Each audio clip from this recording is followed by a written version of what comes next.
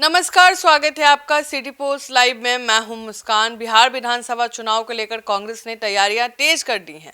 चुनाव समिति की बैठक में 76 सीटों पर चर्चा हुई, जहां से चुनाव लड़ना तय है और कई सीटों पर उम्मीदवार भी तय हो गए हैं।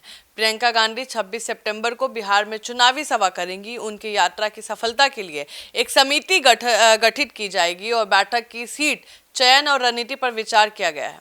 अंतिम निर्णय आला कमान लेगा और इस पर बातचीत करने के लिए हमारे साथ मौजूद हैं चीफ एडिटर श्रीकांत प्रत्युष। से सवाल है कि चुनाव की तैयारी को लेकर सबसे ज्यादा एक्शन में कांग्रेस पार्टी है और अपने कोटे से सुनने में आ रहा है कि 76 सीटें और उसमें से 36 कैंडिडेट तय भी हो गए। हाँ बिल्कुल, कांग्रेस पार्टी ने अपने कोटे की 76 सीटें और 36 उम्मीदवार को लगभग फाइनल कर दिया है। मतलब कांग्रेस पार्टी 50, 60 और 70 सीटों पर नहीं 80 सीटों पर लड़ना चाहती है, क्योंकि उसने 76 सीटों को आइडेंटिफाई किया है और उसको लेकर तैयारी भी शुरू कर दी है। उम्मीदवारों का चयन का काम भी शुरू हो गया है और कल स्क्रीनिंग कमेटी की बैठक थी पटना में, लेकिन उम्मीदवारों के नाम का ऐलान नहीं हुआ क्योंकि यहाँ बवाल हो जाता।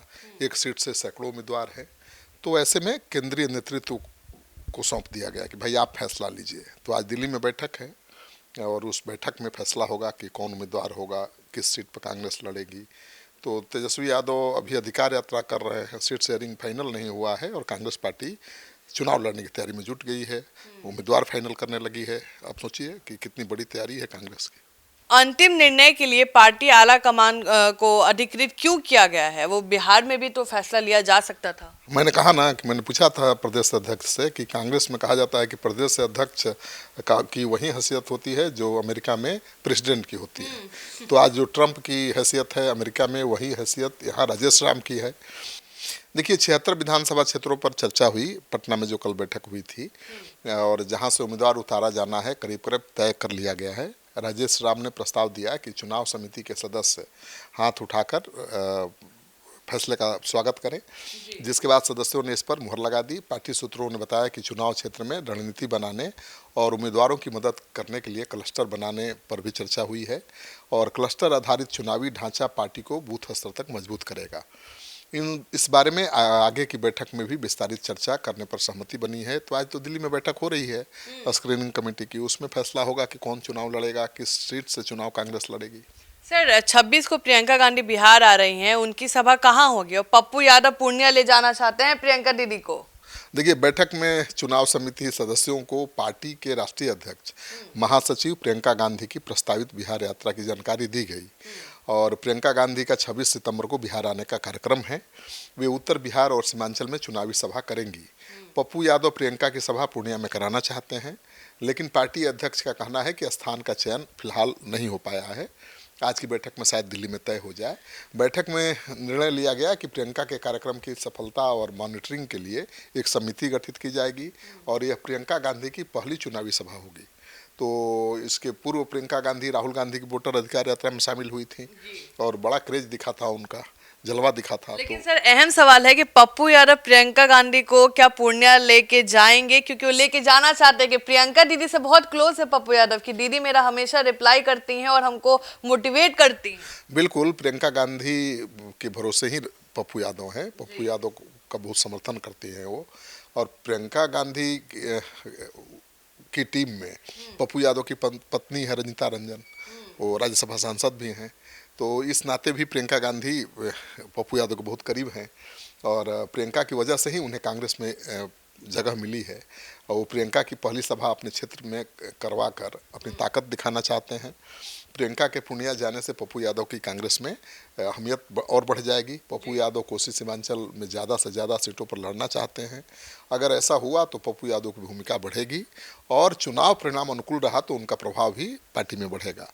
कोसी सीमांचल के उम्मीदवारों के चयन में भी उनको अहमियत दी जा रही है।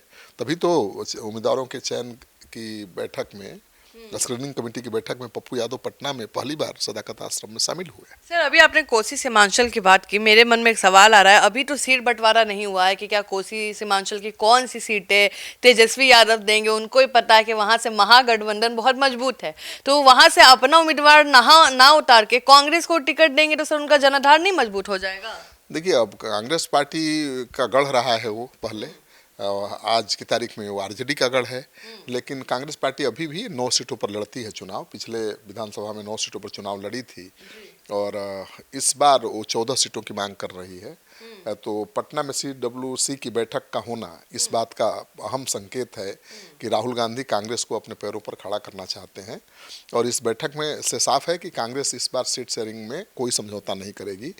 कांग्रेस पार्टी ने 76 सीटों पर तैयारी शुरू कर दी है।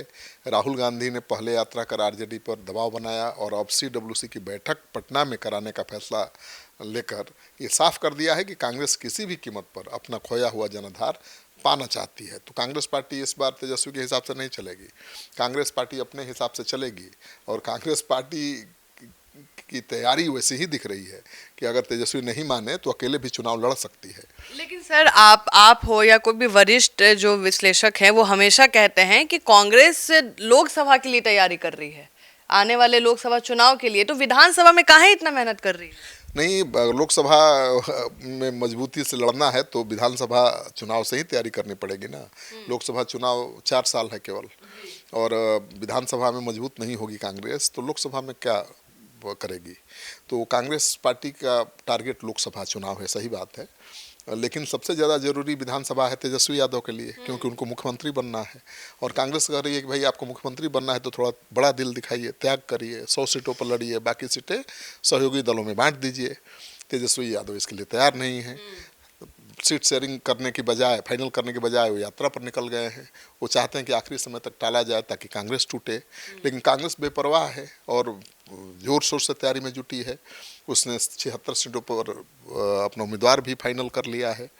मैंने एक सीट के 3 उम्मीदवार फाइनल कर दिए गए हैं और उनमें से एक फाइनल उम्मीदवार जो होगा वो तय करेंगे राहुल गांधी खड़गे जी। तो आज बैठक चल रही है स्क्रीनिंग कमेटी की, तो सीट शेयरिंग हुई नहीं और सीटों पर उम्मीदवार फाइनल कांग्रेस करने लगी। इसका क्या मतलब है? इसका मतलब यही है कि कांग्रेस पार्टी दबने के मूड में नहीं है। वो संदेश देना चाहती है कि आपको मुख्यमंत्री बनना है तो कांग्रेस के हिसाब से चलना पड़ेगा। हाँ, कांग्रेस पार्टी के पास खोने के लिए भी कुछ नहीं है, पाने ही के लिए है। अकेले लड़ेगी तो भले ज़्यादा सीटों पर जीत नहीं। अकेले सर कांग्रेस लड़ सकती है? क्यों नहीं लड़ सकती है? वो सभी सीटों पर तो उम्मीदवारों का आवेदन ले ही रही है वो। और इसको लेकर वाम दलों ने नाराजगी भी जताई थी कि भाई आप अपनी सीटों पर आवेदन लीजिए।